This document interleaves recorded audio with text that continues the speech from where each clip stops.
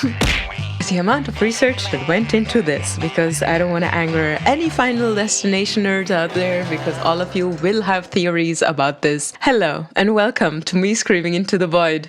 Today we'll be talking about Final Destination Bloodlines. It's been 14 years. I don't know how many of you have waited for a new Final Destination movie. I have waited a long time. I did like the first 4. The 5th one was a bit of meh for me, but still enjoyable enough. And this one took me a bit by surprise because I was missing the whole, premonition and then seeing how they will die. Here instead, it was a callback to, I feel like, the entire franchise a bit. I did watch all 5 movies after having watched this one in the theater. I did notice there is a massive difference between those and Bloodlines. In this video, we'll be talking about generational trauma, the gnarliest kills, and pretty much a bit of the whole Final Destination lore and how it applies to this movie. In this breakdown, I'm going to go through every single death that occurs, plus tidbits and franchise references. I still feel like the best kills we've had from Final Destination is when the characters get squished.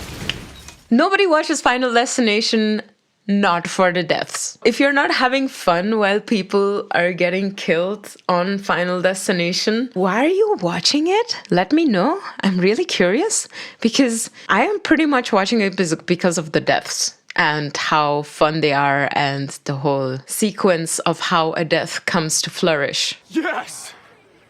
That's awesome! This movie is directed by Zach Lipovsky and Adam Stein, same people who directed Freaks and Kim Possible. I know, so far-fetched from Final Destination, but here we are. It's written by Guy Busick, who also wrote Ready or Not and Scream 5 and 6, and Laurie Evans-Taylor, who wrote Bed Rest. The cast stars Caitlin Santajuana, who is a college student who's starting to have horrible nightmares. As she figures out later, it's a vision passed down by her grandmother. Also appearing are Theo Brion, Richard Harmon, Owen Patrick Joyner, who, fun fact, actually has a deadly peanut allergy in real life, not just as his character Bobby. We'll get to that later. Anna Laure, Breck Passenger, and of course, Tony Todd, returning one last time as Bloodworth. We start with the prologue. 1968. The Skyview disaster. Iris Campbell and her fiancé Paul are attending a grand opening of the Sky Restaurant Tower, which is a spinning glass-rolled restaurant at the top of a skyscraper, because obviously that's very safe. And if you look at the building, even I was like, no! The car drives over train tracks before they arrive. Wink, wink. Wink, wink.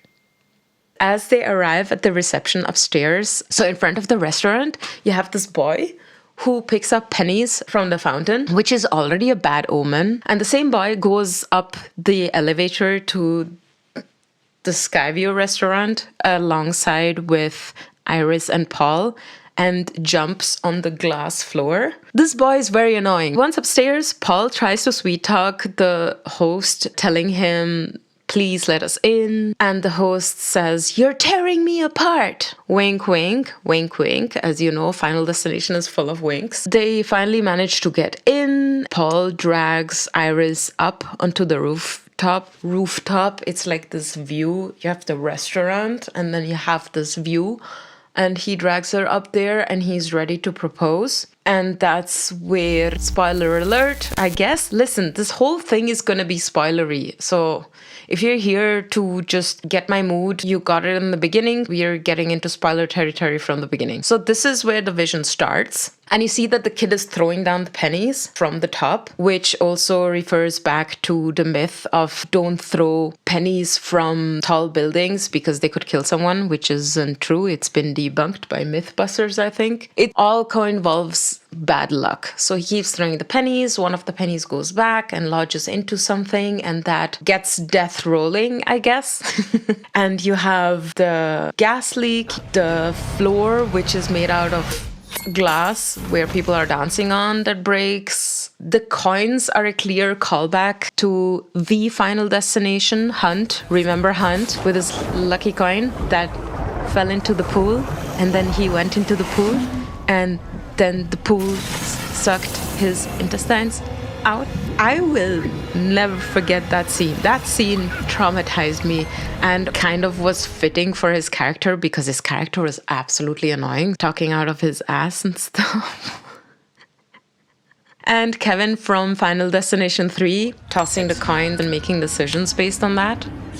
The whole building starts to collapse. And at the same time, you see that there is this boy playing with the train whose mother is singing, because we have these singers who are at the opening party and keeping the guests entertained. That boy, JB, later on will be important. Wink, wink again. Playing with the train. Wink, wink. The playing with the train is also a callback and a call forward to things that happened in Final Destination and things that will happen. Iris in this premonition very much also tries to save the boy. The annoying boy managed to escape and he was running down the stairs, and once he reached the bottom, he got crushed by the piano that they were playing in the bar upstairs. That was pretty fun. Talking about crushing deaths, we got one. Yes, score. In the end, Iris and JB, they fall to their deaths. She being through her skull by, I think, a metal rod. Remember the host who said, "You're tearing me apart"? He gets torn apart by the elevator into half while the guests try to go down. That was fun too. And then you notice that it's Iris's vision. Now, for the first time in the entire franchise, Iris's vision does not get fulfilled at all because she manages to cancel it out. So she grabs the coins from the kid while he wanted to throw them down. She violently grabs the coins from the kid. She covers the fire that would have set the woman on fire, and she warns the guests that the glass floor would break. But stopping the whole thing still messes with Death's design, and as we know, Death doesn't like to be cheated. We are thrown into present day, and we meet our main protagonist, college student Stephanie Reyes, who keeps having a nightmare about Skyview, and she keeps waking up in sweats, wondering what's happening and what this means and what this could be. It turns out that it was her grandmother Iris, and she goes back home to her brother, her cousins, her uncle and aunt also live back there, and her dad. You already see that she's kind of estranged from her family. She doesn't see them much. Her brother is like sharing more stuff with his cousins than he does with her. When she visits her uncle, like her dad is like, "Don't mention Grandma Iris to your uncle at all. Don't do it." Obviously, she mentions Grandma Iris to her uncle. Then she figures out where she lives. She goes to Iris and is like, "Listen, I keep having this dream. What is happening?" And Iris is like, "Oh, Death is smelling stuff. I messed with Death." And she brings out this thick book where you have all sorts of callbacks to the entire franchise with the falling logs and all sorts of other fun stuff. The family grew very distant from Iris because Iris kept them locked away in the house. They kind of had to escape her so that they could actually lead their lives. Iris has kind of kept them safe because she doesn't die. The whole movie, as it's called Bloodlines, bases on the fact that Iris was able to cheat Death and has made a child and and another child, and these children have children's children, and and so on and so forth. So the family tree, that branch is not supposed to be. You see where this movie is going? Oh my God! So she explains that to Stephanie, and Stephanie is like, So Stephanie goes to her house to find out what's happening. Already there, she gets freaked out because Iris lives in this house where she has on the outside all sorts of stuff that could create really gory and horrible accidents. I'm guessing so that it's easier to spot Death. Stephanie gets freaked out because the grandma is like, "That's word for word my premonition, and it's been given to you." What Iris then does, because Stephanie is trying to kind of escape and be like, "I'm not staying here." And her grandma is like, "Yeah, you have to stay here. Here is the safest place." And then she notices that Stephanie doesn't believe her. And she's like, "Well, I will have to show you them." And she steps outside of her house, I guess, in more than a couple of decades. And she takes this book out to give to Stephanie. And when the book opens, you see the references that she has already written down. Like, for example, the plane disaster from Final Destination 1, the log truck in Final Destination 2, and the bridge collapse in Final Destination 5. So by stepping outside, Iris is trying to prove the point that death is after her and allows a weather vane to impale her. That's how these things work. This is where it starts. Ground zero for the bloodline. Because now that Iris is dead, the entire bloodline is next. And it starts, of course, with the uncle first because he was born first and his bloodline. Then Stephanie's mother and her bloodline. By the way, Stephanie's mother is estranged. You only see her dad in the beginning, and you also notice that Stephanie's mom was trying to keep herself away from her children as not to give them her trauma that she got from Iris. Generational trauma, how parents sometimes try to deal with things is by keeping themselves away from their children. Now we get into the bloodline deaths. We started off with Iris Strong, and we get into Howard's death, who's the uncle, and he has 3 kids. It is Iris's funeral, and Darlene, who's the mother from Stephanie and her brother, returns, and Stephanie isn't exactly thrilled about it. Then we go to the family barbecue. Things happen. There is a glass shard that travels around. And Howard, the uncle from Stephanie, steps onto the glass shard, falls backwards, and there's this rake that hits the lawnmower, and as he falls backward, the lawnmower goes on top of his face. Fun times. Which is a little bit of a callback to Samantha in Final... Listen, I'm gonna talk about the other Final Destinations too, okay? Because remember Samantha? Final Destination 4, indirect death by lawnmower because the lawnmower hit a rock and the rock went through her eye socket while she came out of the makeup parlor. And there is also a little bit of foreshadowing in Iris's book where she had sketched the rake. A little background detail, the Heist Pale Ale at the barbecue that they are drinking is a made-up brand that appeared the first time in Final Destination 2 and keeps reappearing in all the movies. That same night, Eric, after his dad had died, goes into his tattoo shop, and this is where you get this close encounter with death where every single thing that Eric does is like, it's gonna happen. And he has this nose ring, and there is this fan, and above the fan there is this chain, and the chain falls, and the fan turns, and the chain gets stuck in his nose ring. He then kind of Indiana Joneses around the tattoo shop while that thing is pulling at his nose ring, which is absolutely hilarious. And the fire breaks out and he falls into the fire, but he does not die because he's wearing a leather jacket.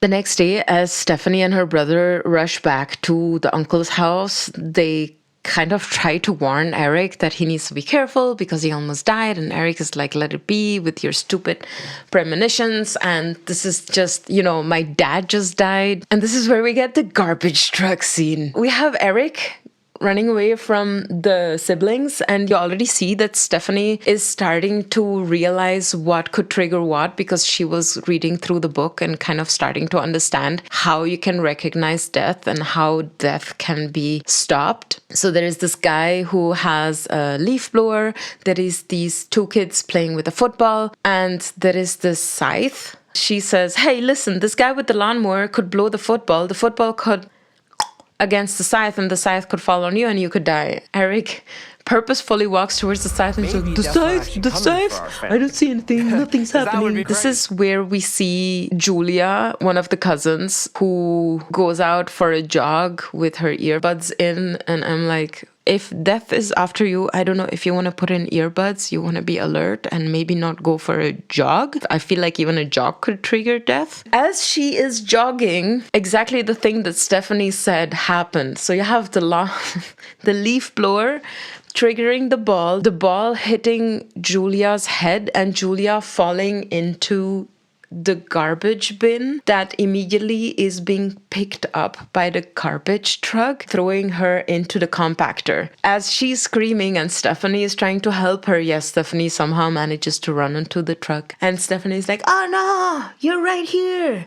And Julia's head just gets... Fun fact, the app that the truck driver is on, he's on a dating app, is called Crusher. This is where the family realizes that death is working down the bloodline, because Brenda, the aunt, and Marty, the dad, they're safe. Brenda is married into it, and Marty too. And then Brenda admits that Eric was an affair with somebody else. And that's why Eric, even though he kind of taunted death, he's not the one who is in line. Darlene says that they should go to this hospital because most probably JB is in that hospital, and JB and Iris are really good friends and he might have some answers. As she rattles off some hospital names, she says Clear Rivers. Any OG fans of Final Destination know who Clear Rivers is. She is one of the survivors, even though in Final Destination 2 she dies, sadly enough. Goodbye, Clear Rivers. They visit JB in the hospital, who is played by Tony Todd. He is none other than William Bloodworth. That William Bloodworth. And it turns out that he was the little boy that survived the 1968 Skyview disaster. He's the same boy who played with the train. And since then, he and Iris have exchanged theories about death, how to beat it, and Bloodworth confirms two known escape routes. Steal somebody else's remaining lifespan, which came up in Final Destination 5, or die and be resurrected as in Final Destination 2. And that's where we get our fourth death. Eric realizes, okay, I need to kind of save Bobby because he's next in line. As Bobby has this deadly peanut allergy, Eric is like, listen, eat this Reese's peanut butter cup and I will resurrect you, because we are in a hospital and they're right here and I can wheel you off in this wheelchair and then you will be saved. But you have to give me your EpiPen because otherwise you will kind of, while dying, want to inject yourself with the EpiPen. All the while, something fell into the computer in the MRI room and triggered off the MRI machine, and Eric is full of piercings, which we can and cannot see. They don't notice it in the beginning, but we know that usually when you get an MRI, people are like, remove all metal stuff, otherwise something will happen. His piercings get pulled off his face and it's so painful.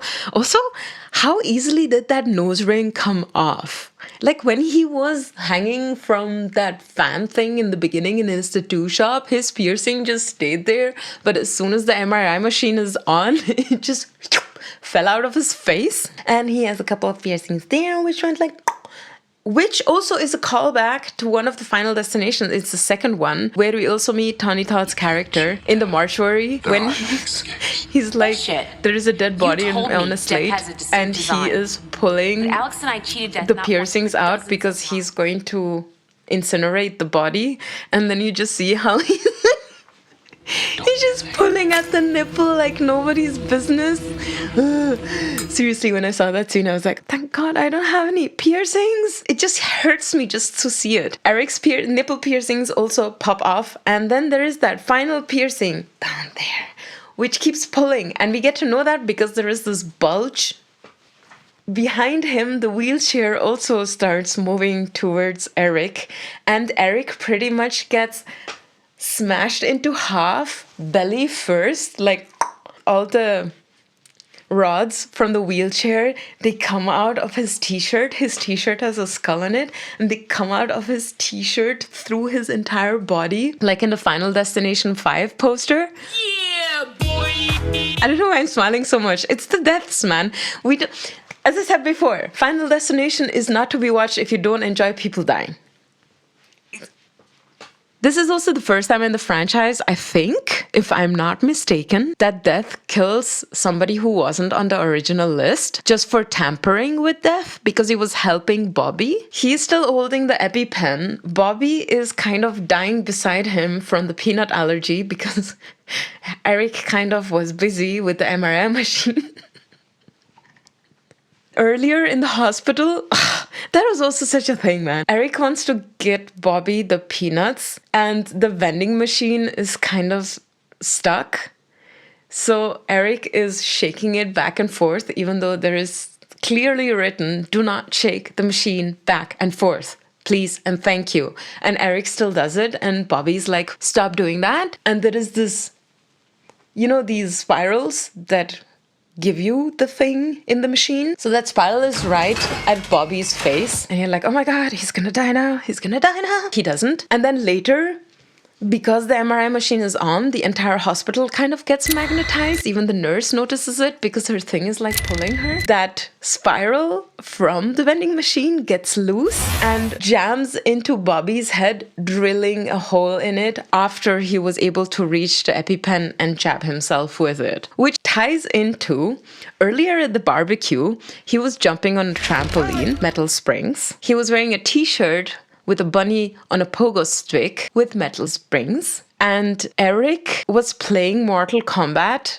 in the very beginning, where his character skewers somebody through the head. I know it's far-fetched, but I feel like nothing in this movie is just for funsies. I feel like everything kind of is a callback. If I've missed any, let me know, because I have tried to gather as many callbacks as I could, but I'm pretty sure I missed at least 20%. We have this whole hullabaloo at the hospital. Then Stephanie, Charlie, and Darlene, the mom, they drive from the hospital to Iris's cabin to hide because they're like, this is the safest place where death will not be able to reach us. As they arrive there, there is this chain reaction which causes the RV to catch fire and then plunge into this massive puddle right beside the cabin. Darlene saves her son Charlie, who was crushed, and is like, save Stephanie,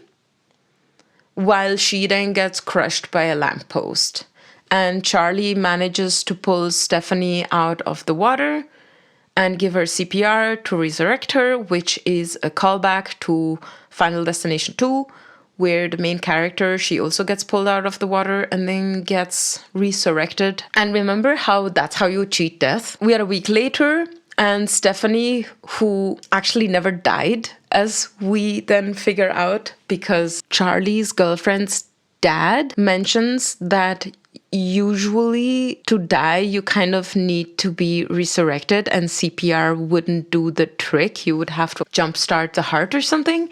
And since he had only given her CPR and it was just water clogged in her, she didn't really actually die. That's where she looks at her brother. And that's where we get to the train tracks. Remember in the beginning when I was winking at you because of the train tracks? Yeah.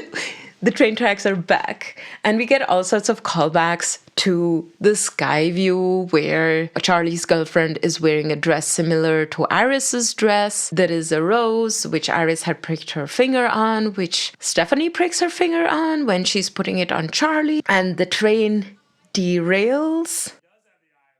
Are you sure about that? Ah, yes, exactly. At the hospital, Stephanie has her book with her, and in that book is that penny that Iris had stuck in there for whatever reason.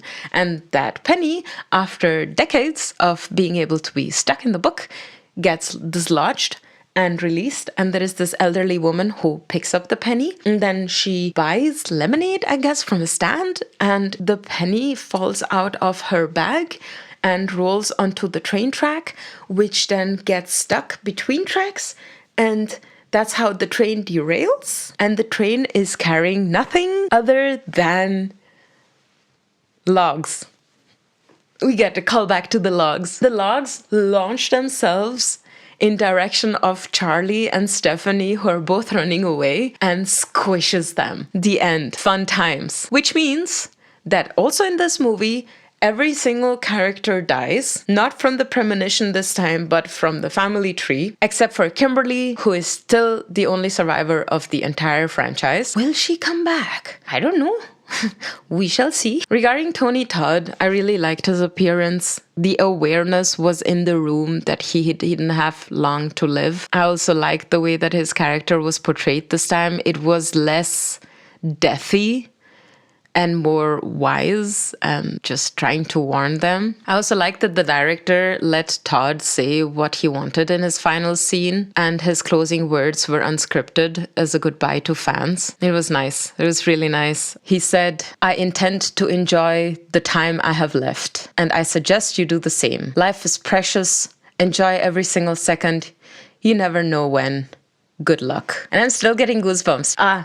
Chills. I am happy that there is still actors out there who very much appreciate the art of horror and how much horror fans root for certain characters and root for this genre that is widely misunderstood. What I found really fun was that Lipowski and Stein, when they pitched the movie in 2022 to the studio, they literally faked a death on Zoom where the ceiling fan decapitated them via VFX. And they won the job pretty much on the spot. This movie brings the franchise back with viciously clever deaths, a generational twist, and deep lore about Death's plan, which I hope in the next movie is kind of put in the backseat and we get back into the vision, deaths, prevention, vision happening halfway,